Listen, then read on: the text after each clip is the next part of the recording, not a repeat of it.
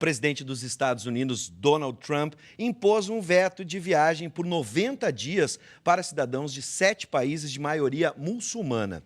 Ele também suspendeu o ingresso de refugiados de qualquer parte do mundo por 120 dias, exceto os da Síria, cujo prazo é indefinido. Este é o assunto do quadro Direito em Pauta desta semana. Então, pode rodar a vinheta.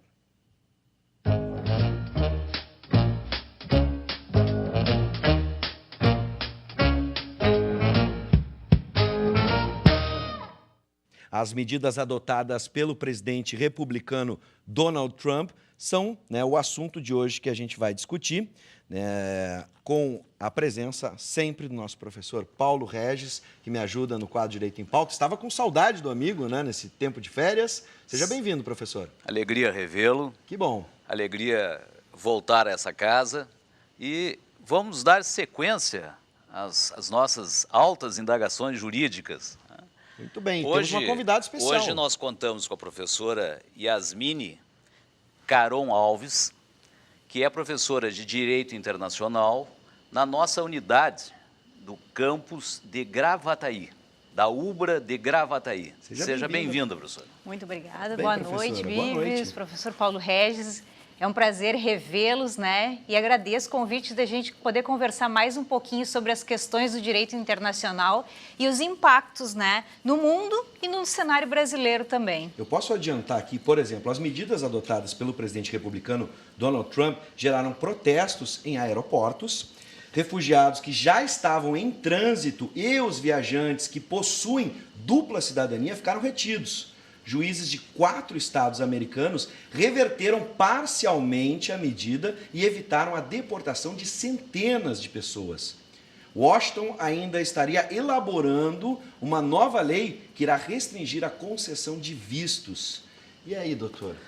Antes de nós darmos sequência, é preciso nós registrarmos um fato que cria uma atmosfera muito desfavorável. Sim. Um santuário no Paquistão, hoje à tarde, foi alvo de um atentado terrorista. 170 pessoas morreram, 70 pessoas morreram. Sim. E 150 pessoas foram feridas. Quem é o autor? O autor são os xiitas. Estavam reunidos e uma bomba do Estado Islâmico matou os xiitas. Essa é uma atmosfera que pode aguçar a situação com a qual o presidente Trump está se relacionando nesse decreto que ele expediu.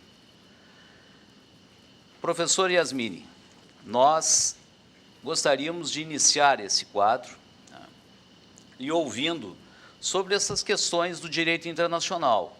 Como se apresenta essa questão frente à legislação internacional e os direitos que são assegurados pela Carta dos Direitos Humanos? Bom, professora, a questão, basicamente, é que a Declaração Universal dos Direitos do Homem, de 48, ela protege todo ser humano, independentemente da questão religiosa, da estratificação social, da profissão, Então, independentemente dessa questão do presidente Trump ter emitido esse decreto, que ele é muito pontual, ele segrega, que nem tu bem colocaste, Bives, a questão do muçulmano, Sim. de qualquer muçulmano, mas ele se esconde atrás de 7 grandes países que a gente não pode deixar para trás. O Irã, o Iraque, e a gente sabe que a bagunça que existe hoje lá no Iraque tem um dedo do presidente Bush, pai, que iniciou todo um conflito no final dos anos 2000 e culminou em 2001. Nós temos ainda o Iêmen, que atinge toda uma ideia da Península Arábica, que também provoca uma certa rusga na região. A gente tem a questão da Líbia, que também pela Primavera Árabe foi guindada a uma situação de depressão total, que hoje ninguém consegue fazer uma eleição democrática, não consegue alcançar aos líbios, né, uma situação de vida mínima. A gente tem a questão ainda da Somália, do Sudão, né, e são países que têm uma população muçulmana bastante grande, mas não é só essa questão, né? No momento que a própria Declaração Universal ela traz essa questão, todo ser humano tem direito de ir e vir, tem direito de ser abrigado, de asilar-se, né? E de também refugiar-se. E o decreto vem na contramão, o decreto do Trump vem na contramão de tudo isso, né? Ele segrega o imigrante e ele segrega o refugiado. E a gente tem aí uma segregação do imigrante de um cunho bastante universal e não só, né, do muçulmano, do islâmico, né, propriamente dito. Principalmente porque muitas dessas pessoas que foram retidas nos aeroportos, né, elas tinham residência nos Estados Unidos, elas tinham visto, né, e essa impossibilidade de entrar num primeiro momento só foi resolvida por meio do judiciário americano, né? Professora, me permita, apenas para nós esclarecermos o nosso telespectador, essas pessoas que estavam fora, que têm direito de entrar, de sair, não por um tempo indeterminado, são as pessoas portadoras do chamado Green Card. Tá?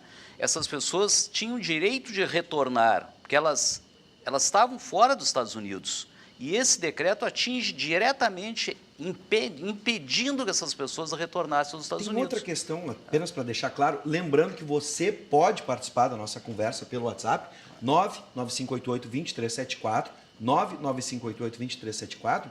Além da questão do Green Card, tem que ficar claro, são todo e qualquer cidadão destes 7 países, porque quem conhece o Oriente Médio sabe que mesmo em países de maioria muçulmana, temos ali cristãos, né, não católicos, por exemplo, temos cristãos maronitas, temos cristãos ortodoxos, enfim, que acabam vivendo nessas regiões também, por mais que sejam minoria, mas vivem em países como o Iraque, por exemplo, e o Iraque é estranho, né? O Iraque já foi aliado, já foi inimigo, né? Essa flexibilização nas relações também chama atenção. É um jogo de conveniência. Exatamente. Um jogo de conveniência.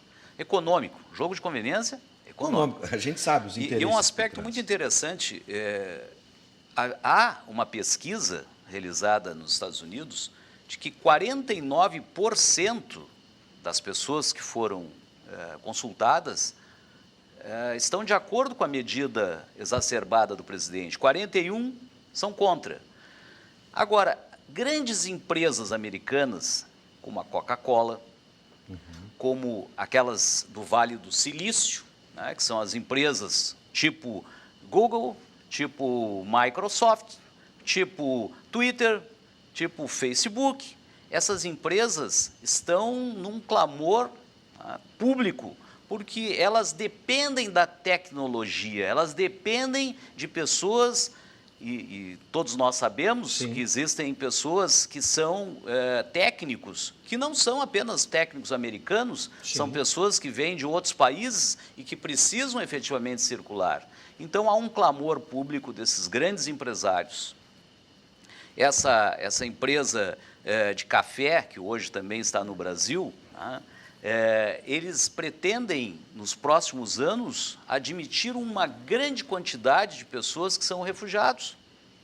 Essas pessoas, aliás, até vale a pergunta, a palavra refugiado está correta, professora? Em relação a essa situação que nós estamos... a gente tem duas figuras aí também, que a gente pode remeter novamente à Carta, né, de proteção da Declaração Universal dos Direitos do Homem, que é a figura do asilado e a figura do refugiado. Tá? Ambos têm a proteção à medida que no artigo 2º da Declaração nós encontramos ali todo ser humano. Tá? E depois uma menção específica à condição de asilo.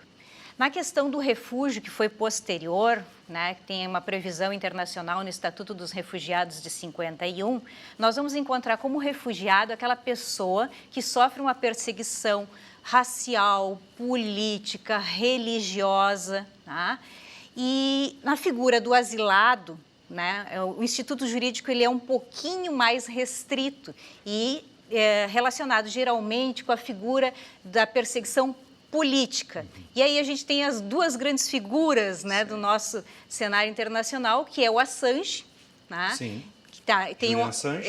que ele está, né, asilado diplomaticamente, né, na Embaixada do Equador lá em Londres, embora já tenha recebido a carta de asilo, ainda não conseguiu concluir isso, porque ele não consegue, né, o salvo-conduto para chegar até o aeroporto. Para quem não lembra, né, do Julian Assange, do Wikileaks, que revelou muitos segredos do governo americano. E é um perseguido político, na verdade, por essas informações que ele trouxe ao mundo e continua trazendo através do seu site. Esse é asilo. Esse é o asilo. E é outra figura muito, né, importante no cenário internacional, que é a do Edward Snowden, né? Sim. O Snowden também conseguiu vazar, né? Ele era um funcionário da NSA lá nos Estados Unidos e ele conseguiu vazar também inúmeras informações, inclusive de escutas, né, de presidentes, de chanceleres e tudo mais. Mas essas duas figuras, elas estão ligadas ao asilo.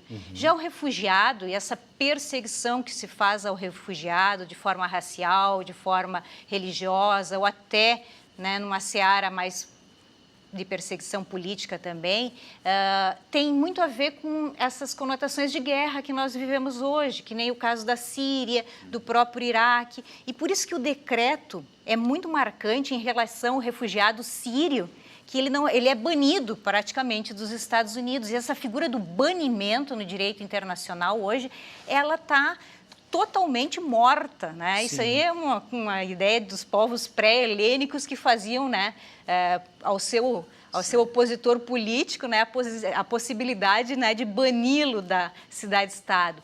A gente não pode, né, em pleno século XXI, acreditar que uma pessoa, né, o presidente de uma das maiores nações do mundo, continue com essa ideia de banimento, e não banimento de uma pessoa, né? O 11 de setembro não influenciou ou influencia sobejamente nessas questões? Com certeza, né? A gente criou a ideia do terror, né, de forma generalizada, mas estava assistindo ontem, revendo ontem, Nova York Sitiada. Sim. É um filme de 1998 com o Denzel, né? E o Bruce Willis e muita gente interessante. E o filme de 98 se já fala da questão do terrorismo. Sim. Então o terrorismo já é latente, né? O terrorismo eu vejo que ele vem na vanguarda da globalização. A globalização em termos, né, de um repensar o capitalismo do nosso século XX e XXI, né? E do ponto de vista social, a globalização ela traz esses novos enfoques de nacionalismos mais extremos e ao cabo dessa ideia de terror generalizado. E aí a gente fica pensando, a quem interessa esse terror também? Até o próprio Estado-nação, né?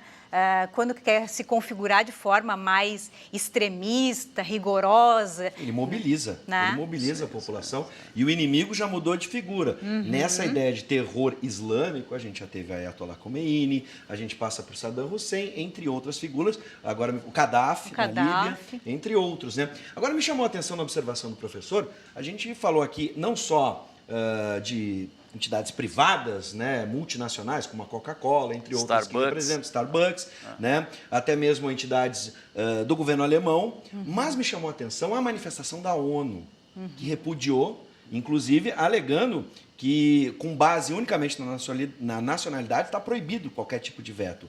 Agora, que tipo de força tem a ONU? A gente sabe que o Poder Judiciário já demonstrou a sua força dentro dos Estados Unidos, mas a representação da ONU pode interferir de alguma forma?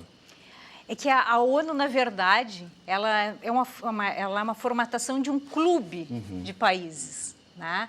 Vamos dizer, cria um norte que deve ser seguido. Bem didático. Exatamente. Bem didático. É isso mesmo. Vamos dizer, um clube de países onde, na verdade, todo mundo deveria seguir aquela cartilha, que é a Carta das Nações Unidas, né, de 45, e ali tem princípios básicos que contemplam tanto a questão da soberania, que é a base, né, do decreto do Trump, que ele diz que ele quer garantir a segurança nacional do país dele, mas também, dentro dos próprios princípios da Carta da ONU, Tem a questão da igualdade de países, né? De elevar o ser humano à condição de indivíduo no cenário do direito internacional, né? Trazer essa pessoa, né, com poderes também, não só os estados com poder, né? Porque é muito fácil deportar, expulsar, extraditar.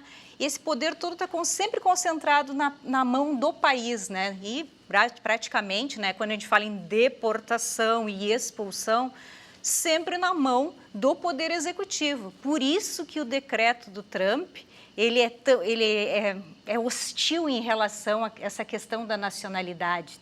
Sim. De forma tamanha. Porque hoje são esses países, né? Irã, Iraque, Iêmen, Síria, Líbia, Somália e Sudão, que não... Os nacionais desses países que não podem entrar lá. E eu friso isso. O decreto é específico para nacionais desses países. E deixando incutida, de forma velada, a questão de serem estados com predominância na religião islâmica. Não são todos, né? A gente pode lembrar aí de Arábia Saudita, Jordânia, entre Ah, outros. mas esses são amigos. Pois é. Né? Imagina se os Estados Unidos, que o principal investidor, além da China, é a Arábia Saudita, se ele vai vedar a entrada de nacionais, ainda mais nacionais, com capital. Olha o que nós falamos há pouco. Olha o que nós exatamente. falamos. Não se afasta a questão da globalização do A capital. propósito, a chanceler alemã, Angela Merkel, uma frase interessante, ela diz o seguinte: guerra contra o terrorismo não se justifica que se coloque as pessoas sob suspeita generalizada em decorrência de uma determinada procedência ou religião. Ou seja, se nós não temos como apontar especificamente, não se pode generalizar. Foi que o decreto, um dos aspectos do decreto é exatamente esse. Mas, professora, uma questão que é muito interessante e que foi alvo de notícias nesses últimos dias foi o sucesso da ação que foi proposta pelos advogados da União Americana das Liberdades Civis. Foi proposto. Alguns juízes nos Estados Unidos se anteciparam, tem inclusive uma decisão, se não me falha a memória, de Nova York, onde a decisão será revista no dia 21 próximo. Como repercute juridicamente isso? Ou seja, sob o aspecto do direito internacional e do direito interno do país? O presidente Trump, ele usa, né, um estratagema que é o da segurança nacional. Ele faz esse apelo da guerra ao terror de forma bastante forte, né? Só que é um ataque genérico, esse ataque dele em relação a essas nacionalidades. E, na verdade, depõe contra o próprio Trump, porque ele não está falando mal só dessas nacionalidades, ele aproveita e já ataca os mexicanos, já ataca os latinos de forma geral, os brasileiros, e aí eu incluo também a questão dos brasileiros que estão lá, né, que podem ter uma restrição em relação aos vistos que vão ser concedidos e também a restrições em relação ao green card, que ele está fazendo essa proposta agora, né? Mas é bem interessante, a Corte de Apelações, ela colocou um dedo em cima do decreto e disse, olha, nós não podemos generalizar e a gente vai usar a Declaração Universal dos Direitos do Homem para pautar isso. E a gente não pode também criar um crime para uma nação. Sim. Não dá para reconhecer esse crime internamente. Generalizando, exatamente. Como diz a chanceler alemã. Exatamente. Se existe algum sintoma, algum indício desse crime, vai discutir no cenário internacional, na Corte Internacional de Justiça, apresenta provas, vai lá. Só que como os Estados Unidos se nega também a participar como réu de determinadas cortes internacionais, ele nunca leva para esse lado, ele vai para retaliações, embargos, e com a força política que ele tem sobre os outros países, ele acaba, né, em bloco, que nem foi por diversas vezes em relação ao Irã, que agora voltou a ser, né, a bola da vez com o Trump, né, um país perseguido, com embargos políticos econômicos, né, e tudo mais. Mas, professor, gostei da sua pergunta em relação à corte, né, porque ela é um indício. E conforme essa possibilidade agora dele apresentar recurso e isso ir para a Corte Suprema, mesmo ela sendo super ortodoxa, de direita, tendo um indicado dele também ali já, eu não acredito que eles vão conseguir manter o decreto. Há uma mais sinalização, que seja... me permita só para nós acrescentarmos, há uma sinalização de que eles estão elaborando um novo texto legal. Aí é outra história. Aí vai ter que se partir do zero mais uma vez. Exato. Mas essa seria a pergunta final, já que estamos chegando ao final do quadro, é se essa disputa, né, vai, até onde vai? A senhora acredita, professora, que isso não vai se manter a partir dessas decisões? Eu acredito que não vai se manter e que a Corte Suprema dos Estados Unidos vá reverter, garantindo Pelo as liberdades. Esse texto. Esse texto, garantindo as liberdades individuais, não discriminando por nacionalidade.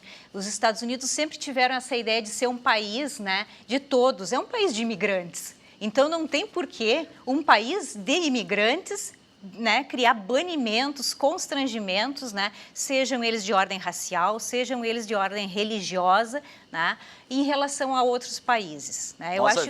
Nós havíamos comentado, professora Yasmine, que alguns empresários americanos, que são de grande expressão mundial, eles estão lutando no sentido de que abram as portas, que as pessoas circulem. Aí eu lhe pergunto o seguinte, e para o Brasil, se concentra apenas no aspecto acadêmico ou nós temos alguma repercussão também em relação a esse aspecto? Há algum efeito para o Brasil esse decreto? Por enquanto, não. Porque eles não colocaram, nós não estamos entre esses países por enquanto. Né? E para nós, assim, a princípio, nós temos uma população que também comunga do islamismo, né, professa o islamismo, e mesmo assim nós não estamos dentro desse decreto. Por isso que ele é altamente discriminatório e os Estados Unidos acabam, né, denunciando a Declaração Universal dos Direitos do Homem, né, abrindo mão desse aspecto para abraçar o decreto do Trump, que por enquanto é por 90 dias para essas nações e para a Síria e seus refugiados de forma, né, indeterminada, né, mas eu não vejo assim, a possibilidade de se reconhecer que um decreto que constranja o outro, né, possa ter um balizamento jurídico pela Corte Suprema dos Estados Agora, Unidos. só para encerrar nossa conversa, o que me chama a atenção, e está implícito isso, é que muito mais do que tecnicamente o respeito à Carta, aos direitos humanos, a gente vê que a pressão, e eu acredito nisso, que a pressão, poder econômico, através dessas multinacionais, entre outras organizações da sociedade, é que vão surtir mais efeito do que respeitar tecnicamente o que está escrito. Há uma lei, há uma carta para isso, há uma direção, mas quem vai definir, e eu acho que aí é que mora a pressão maior, é o poder econômico, o que não surpreende no mundo em que vivemos.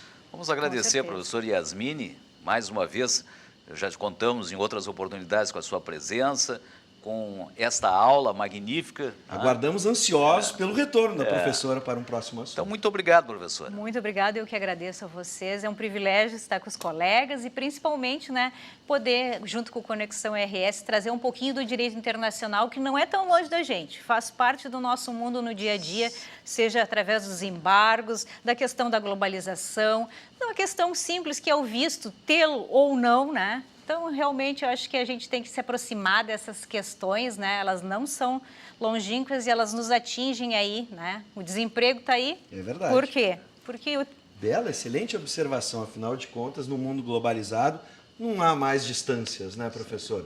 Sem dúvida. Mais uma vez, obrigado, professor e professor. Agradeço. Quinta-feira estamos de volta. Estamos na quinta novamente. Muito Tá bem, ao vivo, de volta aqui no Conexão RS. Muito obrigado.